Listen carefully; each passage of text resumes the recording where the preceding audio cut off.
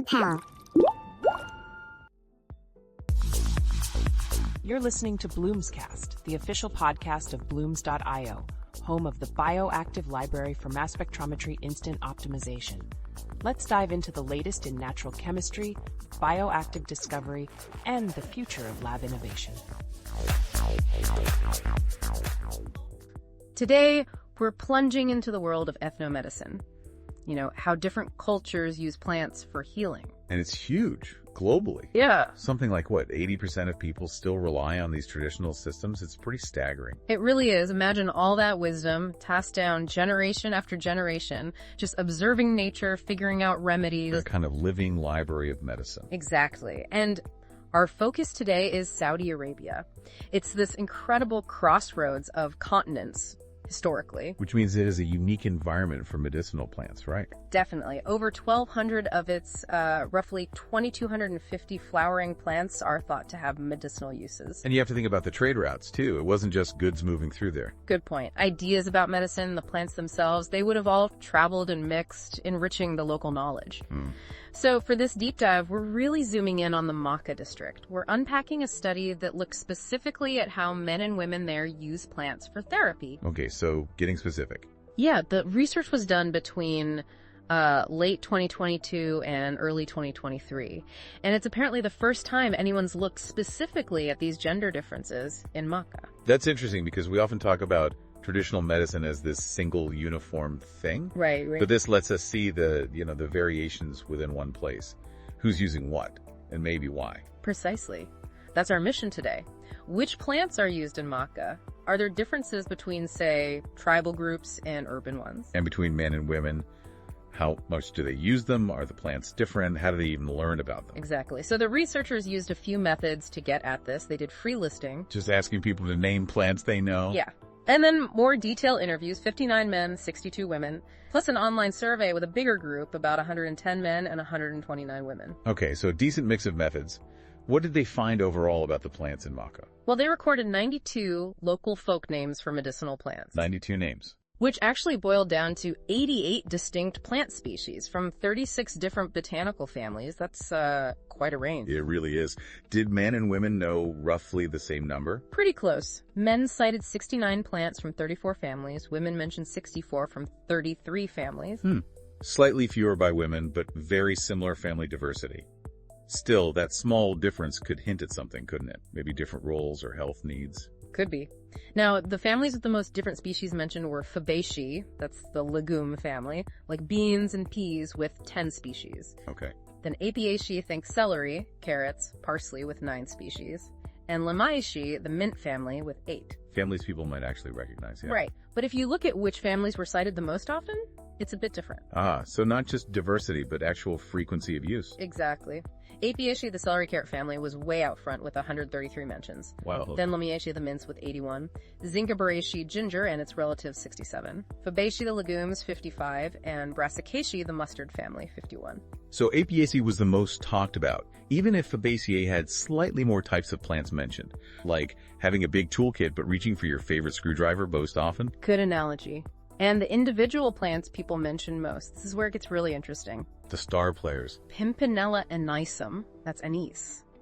A massive 57 citations. Anise, okay. Widely used. Then Zingiber officinale ginger, 45 citations. Yeah. Matricaria aurea, a type of chamomile, 39. Ginger and chamomile, also very common globally. Then Feniculum vulgar, fennel, with 35.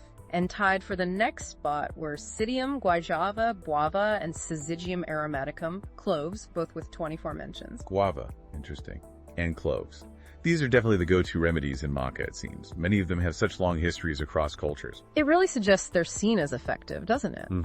So what about the gender differences in knowledge? You said men cited slightly more plants overall. Men all cited slightly more unique plants, yes, but when you look closer, 45 plants were mentioned by both men and women. That's the shared core knowledge. Okay, a lot of overlap. But then, 22 plants were listed only by men and 21 only by women.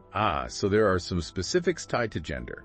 Maybe for different health issues or traditional tasks. That seems likely. The study mentioned, for instance, Acacia ampliceps being cited by men, while Alcana tinctoria was only cited by women. Small examples, but they point to that divergence. Right.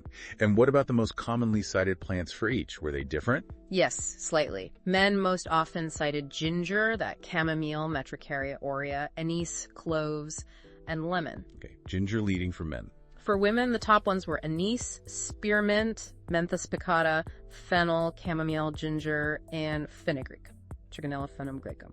Anise leading for women. So definite overlap. Anise, chamomile, ginger are high on both lists, but some clear differences too, like spearmint and fenugreek for women, cloves and lemon higher for men. And here's something else. Women actually provided more total citations overall. 353 from women versus 282 from men. Oh, interesting. So women talked more about using plants in total. Seems so. And they reported using way more mixes or combinations of plants, 94 different mixes compared to just 26 from men. Wow. 94 versus 26. That suggests women might have a more maybe complex or personalized approach, using combinations more often. Could be. Now, thinking about how they actually use these plants, what parts did they mention? Good question.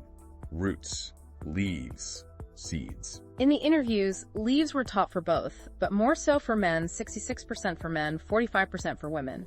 Seeds were also really high for men, 61%, compared to 30% for women. So men mentioned using leaves and seeds quite heavily in the interviews. What about the online surveys? Similar? Broadly, yeah. Leaves, 45%, and seeds, 30%, were still the most mentioned parts overall in the online data. Makes sense. Leaves and seeds often hold the highest concentration of active compounds. And preparation. How are they making these remedies? Boiling. Crushing. Decoction, basically boiling the plant parts, was huge in the interviews. Like 98% of men mentioned it. Nearly all of them. Yeah, and about 53% of women.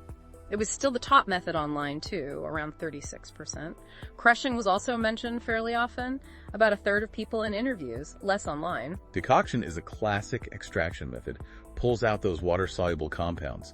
Crushing sounds like maybe for more immediate, simpler uses. Right.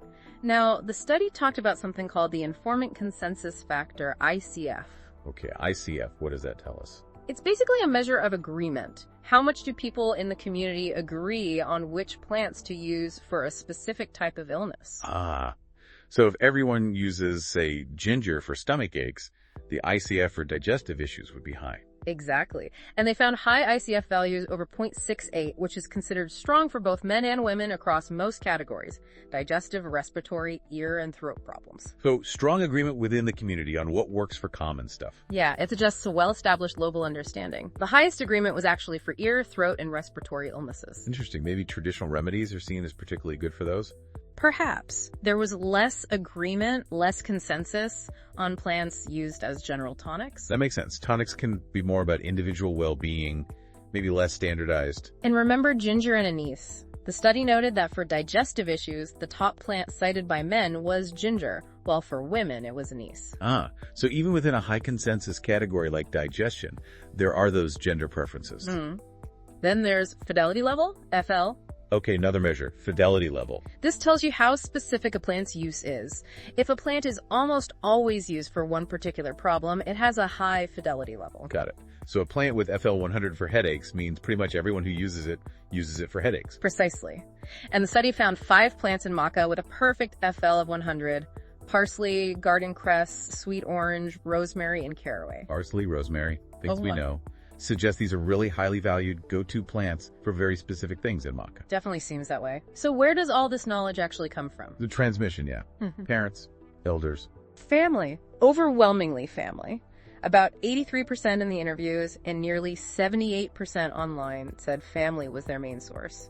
It's clearly passed down. That classic intergenerational transfer of knowledge. But the digital age is making its mark. The internet effect. Yeah. Social media and the internet were named as significant sources too, especially by the online respondents. Around 20-30% mentioned them. So while family is number one, people are definitely looking things up online or seeing posts about herbal remedies too. It's diversifying. And interestingly, age wasn't strongly linked to how much plant knowledge people had. Really? You might expect older people to know more. You might, but maybe that easy online access is leveling the field a bit. Younger people can learn this information differently now. That's a fascinating point. How does that digital access change things for you, the listener? Does it make traditional knowledge more accessible, or does it risk losing context or accuracy? Something to think about. Definitely. Okay, so how do people feel about these traditional remedies versus, going to a doctor? Modern biomedicine. The preference question. They found that the more plants someone knew, the less likely they were to only want biomedicine. Which kind of makes sense, right? Yeah, if you have more traditional tools, you might rely less exclusively on modern ones. And overall, people generally preferred using the medicinal plants, either by themselves or sometimes alongside biomedical treatments. A kind of integrated approach for many. Seems like it. Most said if they got sick, they'd try plants first. But were there differences in when they'd switch to a doctor? Yes. Men seemed more likely to seek biomedical help sooner if they had acute symptoms like a high fever or bad pain that lasted more than 3 days. Okay, and women? Women might wait a bit longer, especially if the symptoms were kind of persistent but maybe less clear-cut. Interesting. Could be cultural norms, could be different trust levels for different problems. Lots of potential reasons. The study also connects the findings back to broader influences: culture, history, religion. Right, putting it in context. It confirms again how important those plant families are: Fabaceae, Apiaceae, Lamiaceae, and the use of spices as medicine. That clearly points back to the historical trade routes through Arabia. The spice trade wasn't just about flavor, it was about medicine, too. And so many of the plants are also food plants.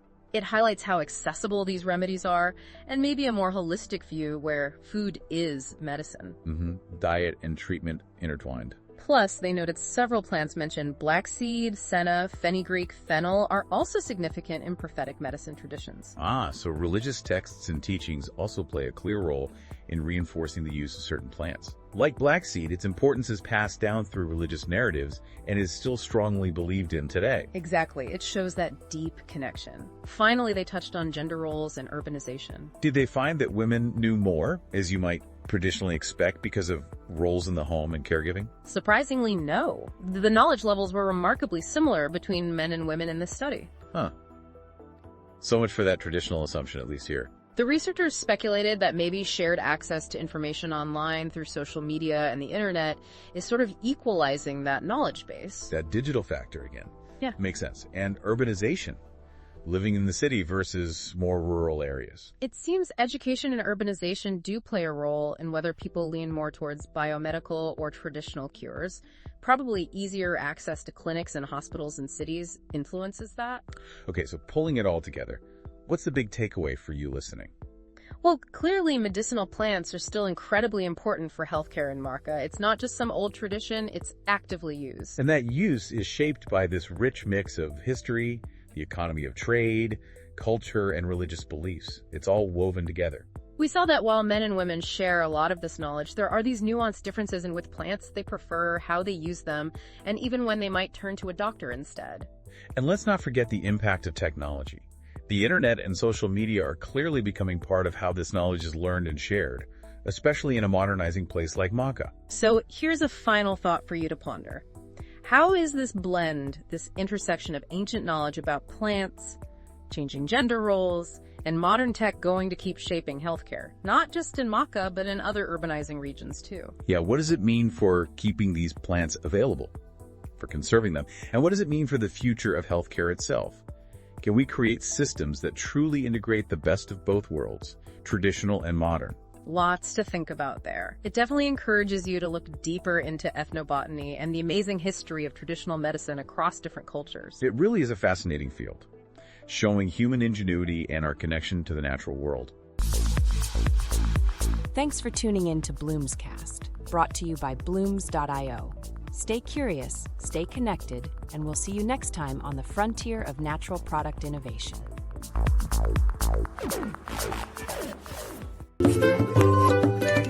Pharma Pal.